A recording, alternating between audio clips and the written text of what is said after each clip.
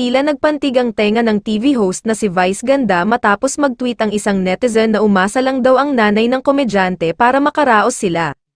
Ito'y patungkol sa diskusyon kung tama ba ang pahayag ng nanay ni Andrea Brillantes hinggil sa pagiging breadwinner ng anak na napag-aral ang kapatid at napagawa ang kanilang bahay.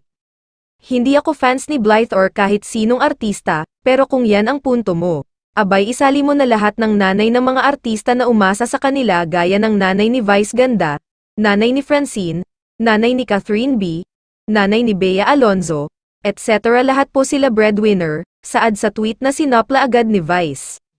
"Excuse me, never umasa sakin ang nanay ko," sagot ni Vice. Sinabi niyang nagpakahirap ang ina niya sa ibang bansa upang matustusan ang pangangailangan nilang pamilya.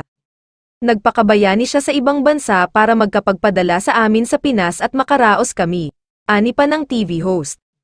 Dagdag rin niya, "Wag mo siyang isali sa kung anumang diskusyon nyo." Napatweet rin ang mga netizen sa pahayag na ito ng isang ex-user. "Yes, alam ko din matagal naging OFW sa ibang bansa nanay ni Vice, but siya need idamay." Sabi ng isang netizen. "Background check muna bago mag-comment ng comment," paalala naman ng isa. "Ba't kasi dinadimay ng mga ito, silent lang mga tao talaga," inis naman na komento ng isang fan.